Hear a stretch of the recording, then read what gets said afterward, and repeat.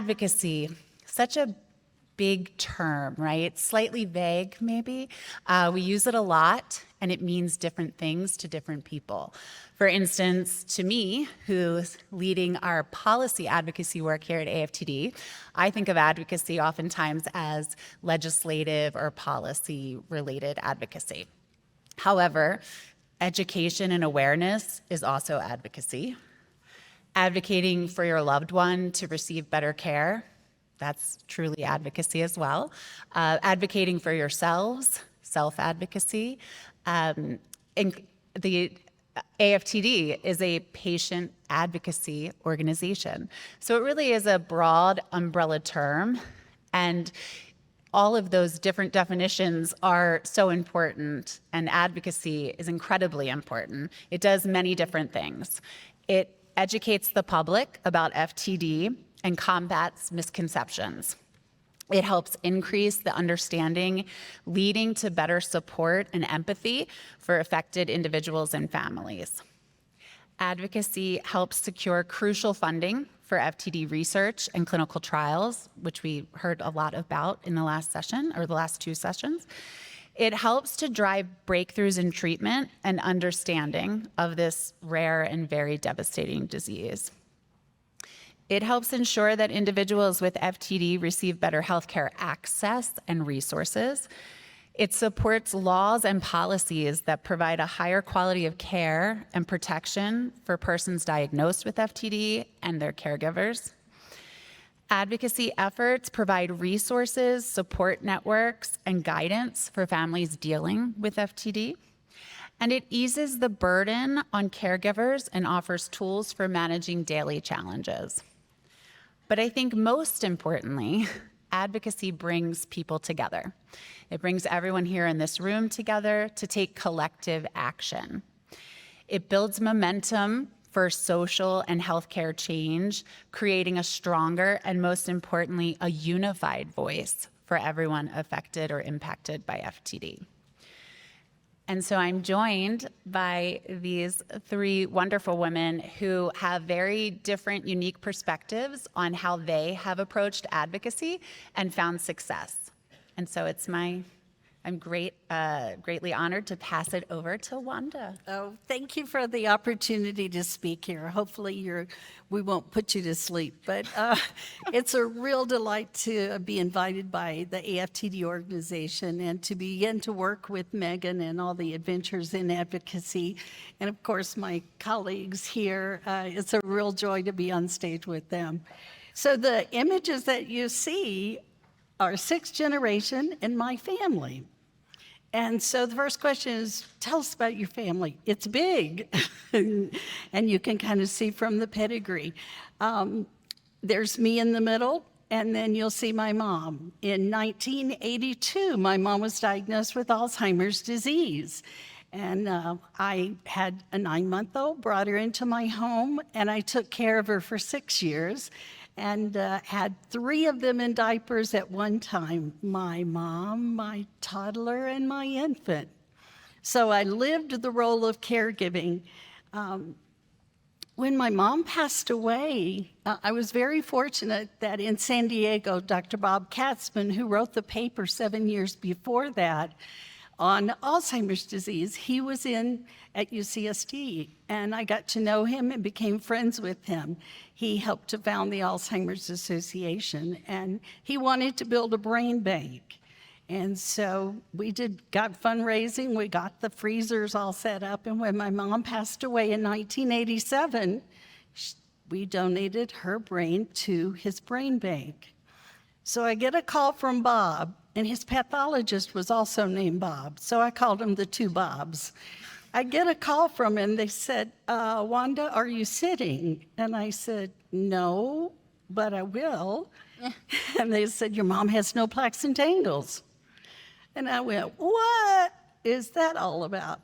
So that began the adventure of what is it? And you'll see that the next lady in the slide, that's my grandmother. I had never heard about her, really. She died before I was born. And as I began, Dr. Katzman said, Are there other family members? And I went, well, I don't know. And it all started with asking a question. So that journey began. We later learned that, yes, she'd had some kind of condition. As people passed away in the family, we started to see more pathology, more people donating to the brain bank, and more individuals that had no plaques and tangles. So a geneticist approached me and said, hey, this might be genetic. And I went, oh, that's not good. So we began the journey of where did the family come from? So the family came from Basel, Switzerland. We traced them back to the 1500s. And then we went, okay, well, how is the family? So my mother was one of 58 cousins. So we began to do, we kind of took it on the road, so to speak. And we started collecting blood samples and psychometric exams and all kinds of interesting things. So long story short, the pedigree is what, the one that you're seeing is the 58 cousins. The larger pedigree, it would wrap this around this room twice. So that's my family. I'm very pleased that my family have been very generous. And I think my message that my family could leave with you is be brave. You are the science. I mean, it's your families, it's your DNA, it's all about you, even the sporadic families. So it's a pleasure to be here, and it's nice to introduce my family to you.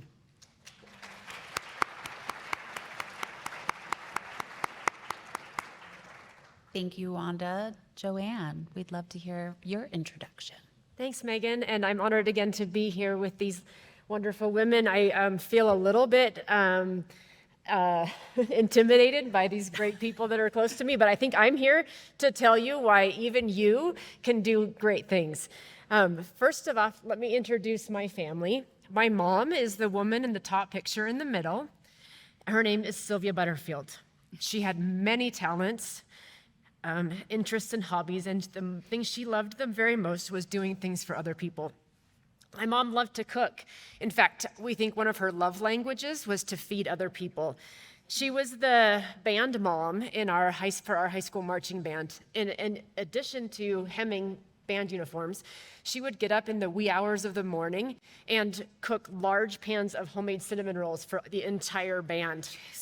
In addition to that, on our annual family camping trips, she actually would make homemade pizzas in the lid of a Dutch oven. So she brought yeast and flour on camping trips with us. So that tells you a little bit about her love for feeding people. My mom loved to create with her hands. She could sew anything, even without using patterns. She sewed everything from formal dresses to handmade dolls, quilts, and even wedding dresses, even my own. FTD and ALS took away her ability to do all of these things. My mom passed away in 2016 at the age of 67. While she was alive, because she had a family history of dementia, we did her genetic testing and learned that she carried the C9orf72 gene variant. Her father also passed away in his early 60s from dementia, which we now know was most certainly FTD. We just didn't know what it was back then. And over the years, we've learned about other extended family members, my mom's aunts, uncles, and cousins, who've passed away from FTD and ALS. On the bottom half of the screen, you see the next generation of my family. I practiced and tried not to do this, but my husband and I have 4 kids, ranging in ages from 16 to 26. My oldest 2 kids are married and beginning their own families, and so far we have 1 granddaughter, who's that beautiful girl right there, who's 2.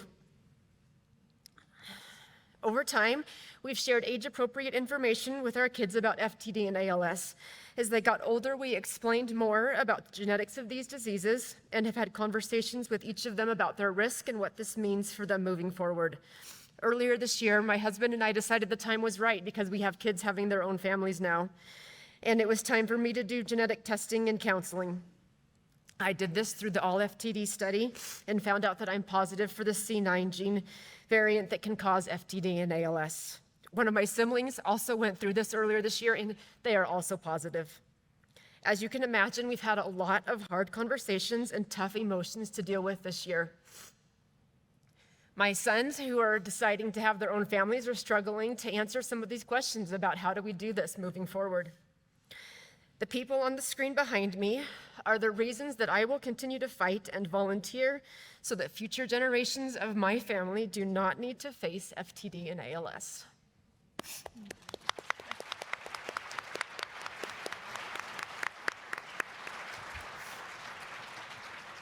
Thank you, Joanne.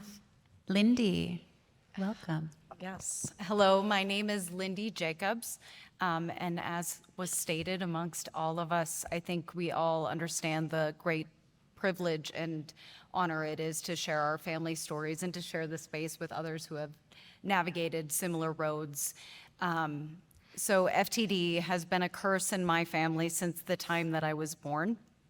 My grandmother Beverly started exhibiting symptoms of FTD in the early 90s with drastic personality changes, hoarding tendencies, and turned her from a community socialite to a recluse, rarely leaving her home. She was initially diagnosed with Pick's disease, which we were told was a probable diagnosis until an autopsy. My grandmother languished with this disease for over 15 years until she passed away in 2006. Because my grandmother's care was a family task, I remembered that her neurologist stated that a brain autopsy was the only way to confirm her diagnosis. So at the age of 18, I learned how to medically advocate for the first time. Having remembered those words from her physician, I ensured that a brain autopsy was carried through. I never saw those results until 2 years ago. And embedded in that report was the first hint of what would become the family diagnosis. The possibility of a hereditary frontotemporal tauopathy cannot be ruled out based on the findings.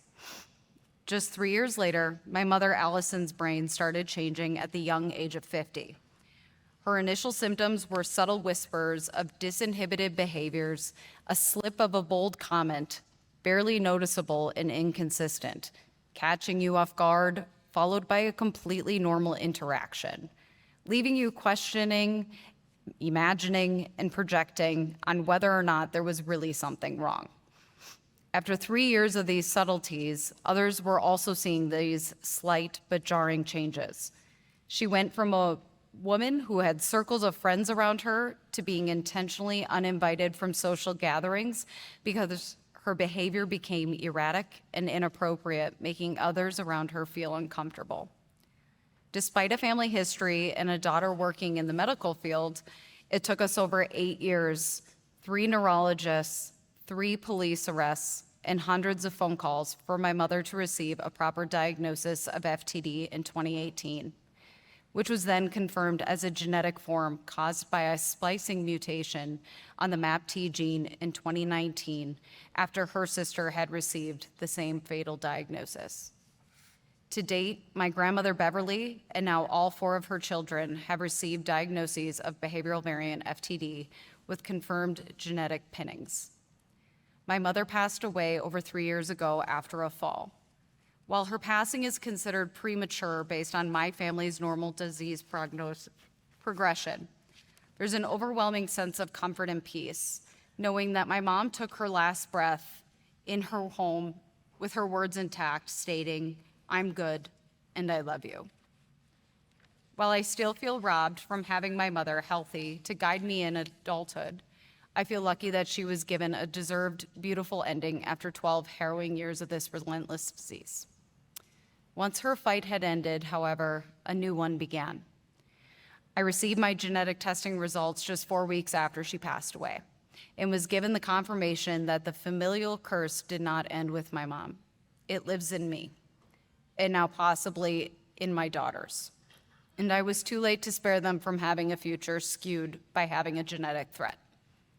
My sisters proceeded with their own genetic testing shortly thereafter, and their results also matched mine. All positive, which means that all 6 of those beautiful children in the pictures on the left are all facing the genetic coin toss. This knowledge was the igniting spark of my advocacy work.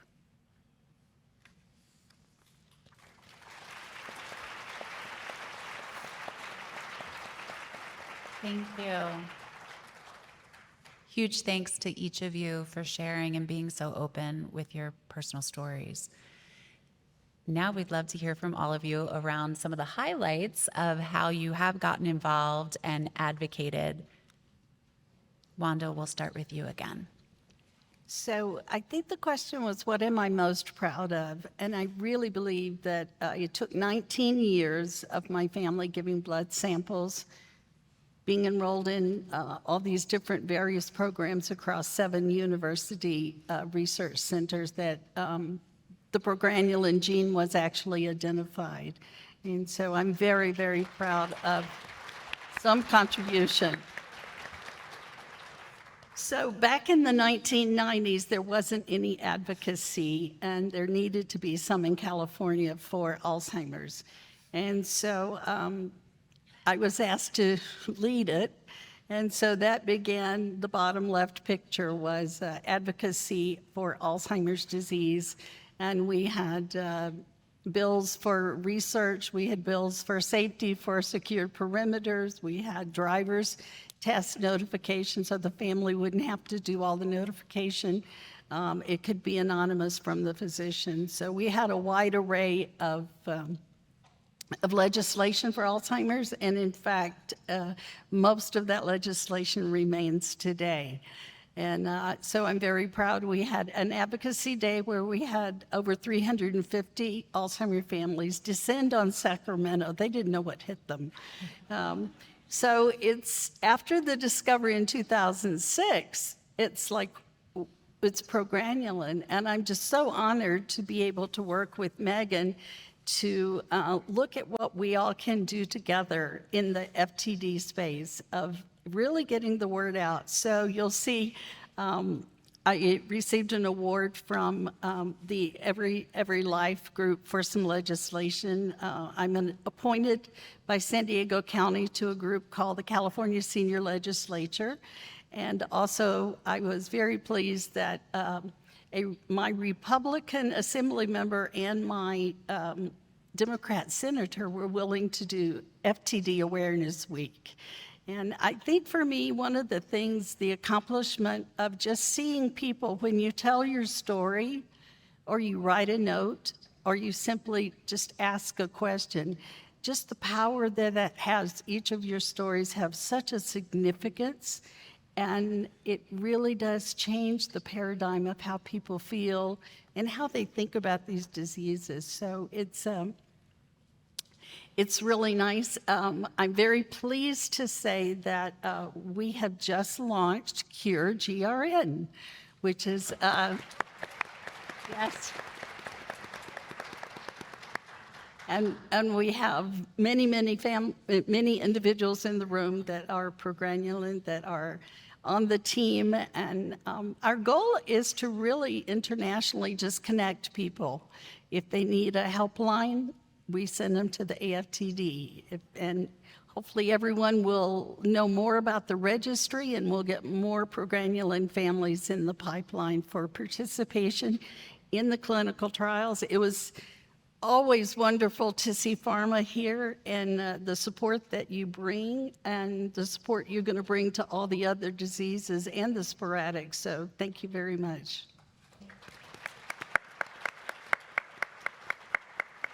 Oh, and I wanted to share a thing. It's a little quirky thing, but it's breadcrumbs. And I had told this to Shana. You know, getting families and individuals involved is very tricky because there's 3 groups. There's the part of my family that we're like, oh, we don't want to hear anything about that. And then there's part of the family that goes, oh yeah, tell me maybe a little bit, but whoa, that's enough. And then the other part, this is bring it on. I want to know everything. And so I've kind of developed in my own little way the breadcrumbs. So trying to communicate to people with the trail of breadcrumbs that really speaks to them. And so anyway, that's my little quirky thing, but thank you very much. Thank you. Thank you for sharing, Wanda. You know, obviously you showcased very well policy advocacy, and if there are folks in the room that are more interested in learning about that, just come see me. Joanne, I'd love to hear from you on some of the advocacy work that you've done. Great, thanks. After my mom passed away in 2016, because she had started off with behavioral symptoms, we had already been involved with the AFTD, and so I started volunteering with this group. I started off volunteering as a Food for Thought host and a Food for Thought liaison, and then a regional coordinator, which was then turned into an ambassador role. And there are now 30 ambassadors that you'll get the chance to interact with over the next couple of days. And if you have any questions, I think there will be people stationed out in the hall most of tomorrow. Our job as a regional coordinator is to raise awareness of FTD through networking and outreach. So it's very open-ended, and we have a lot of great people on our team. I love connecting with the FTD community in Washington State. I've done everything from presentations to table settings and hosting meet and greets and Food for Thought events. I love helping families and healthcare professionals access resources and to help people living with FTD and their families. If you're interested in volunteering with the AFTD, we have a table in the hallway, and you can come talk to us, and we'd be happy to help find something that works with you. One of the easiest ways that our family has participated in fundraising and raising awareness is the Food for Thought events in the fall. We have done everything from baking and selling homemade bread to hosting Food for Thought events at my sister's restaurants. We've even reached out to local restaurants and asked them to participate in a give back program. So it was as easy as encouraging our friends and family to go have dinner there, and we earned money for the AFTD. Another way that I advocate for my family is through participating in research studies. I'm in several studies, including the All-FTD study and the All-ALS study and the Neurofilament Surveillance Project. And I know that participating in these studies isn't necessarily fun. In fact, my sisters and I will often call and complain about it the night before. But I know that each time I participate and I share my data or my biofluids or my brain imaging, that I am making a difference in the future of FTD and ALS. If you'd like to learn more about research opportunities we've heard about today, the Disorders Registry is also out in the hallway and is a great place to start. And I know we'll hear more tomorrow about these opportunities. I've also been given the chance to share my story with researchers and healthcare professionals. I was asked to serve on NIH committees with the AMP ALS project to make sure we're also talking about FTD and not just ALS when we're talking about genetics. And I've shared my story with pharmaceutical companies, some of them are here, through patient advocacy groups and focus groups. I also participate in other genetic FTD and ALS support groups. There's gene-specific Facebook groups and support groups like we heard about today. And there's also a great patient advocacy group that these women are also a part of called End the Legacy, and they are a great resource for information as well.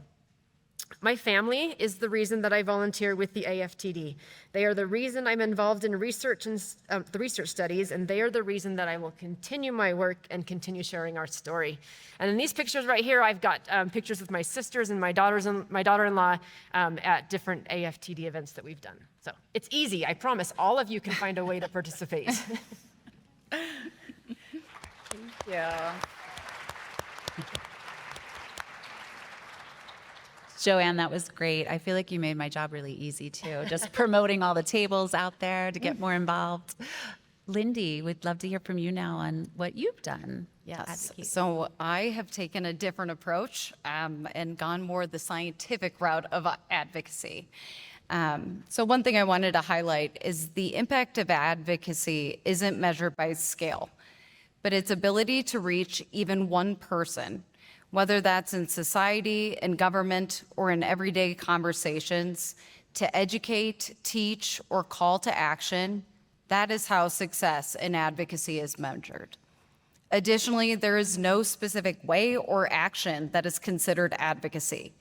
For many years, and even now, I'm not certain that the actions I have performed are considered advocacy, as that wasn't the intention. Once I had received my genetic testing results, I realized I had two options before me. I could allow this news to consume me, live with self-pity, and wallow in the feeling of doom during a period of waiting. Or I could find a way to turn this pain into purpose and to keep forever fighting. I've been given this foresight into a future that I know will happen, but I have time before it does. There's only one guarantee in life, regardless of a genetic mutation: and that is death. So until then, I can use this time to teach life lessons and values, to demonstrate strength and resilience, and to set an example for my daughters, to develop a larger self-awareness, start making modifiable brain-healthy changes now, and dive into research opportunities, and to use my voice and my mother's story to advocate for others in my family. I always wonder how differently my mother would have lived if she would have been given this insight. There are legacies we will accept and those we won't. And I refuse to let my legacy be overshadowed by the last years of my life taken by an illness. And I will continue to try to get my mother's legacy back. These genetic results completely changed the course for me. My time was no longer consumed with my mother's care, which left me feeling relieved at first, but then I felt empty. Like I needed to fill that space back with something that still had a part of her with the effort, but would also be forward moving. So I took that time and effort and reframed it into what I'd called advocacy. I didn't have any knowledge on how to go about doing this, and nor was I aware of a guide or a 101 on how to do this. And again, I'm not sure that this is even considered advocacy work. I just knew that if I wanted answers, I had to seek out those to ask my questions.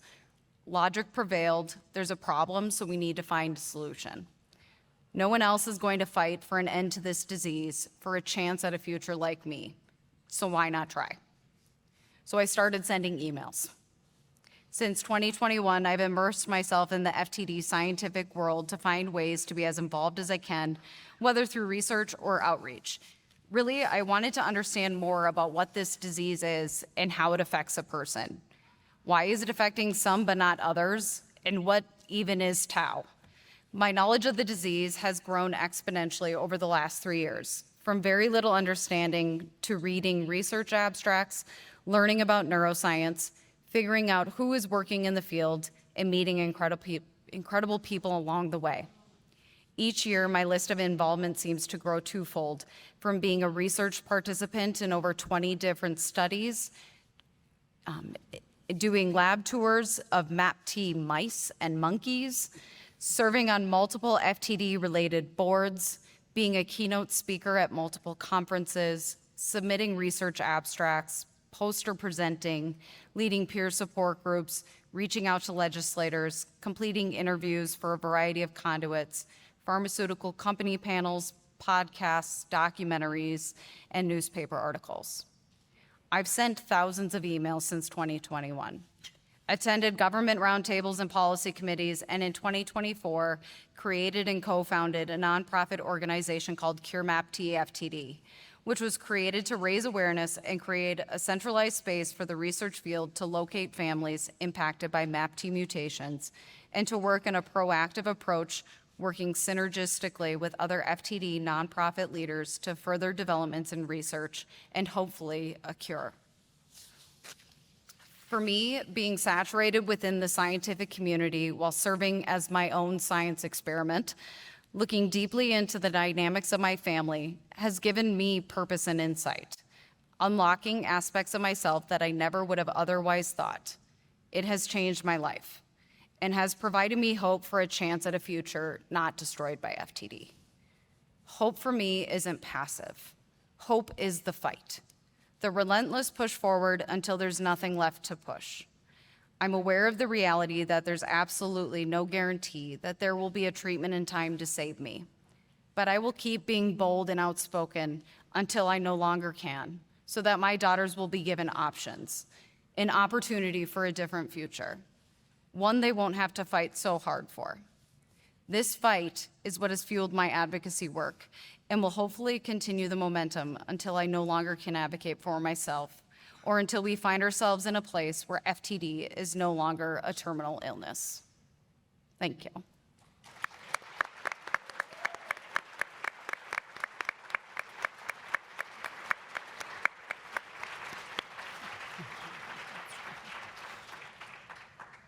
Thank you. Thank you all for sharing I think I went too far. Nope. Your unique perspectives and experiences related to advocacy. So everyone here sitting with us, joined with us today, if you're still scratching your head on what you could do to get involved and how you could advocate, we have outlined some of the ways that you can do that here on this slide. Something I say is simple, it's not simple, but advocating for your loved one's needs. Signing up to be an AFTD volunteer, as Joanne already encouraged you to do. We do have a volunteer table out there where you can sign up to volunteer and or become an AFTD advocate if you do have an interest in emailing your legislators and ensuring, as Penny said, bipartisan support of research funding at the NIH.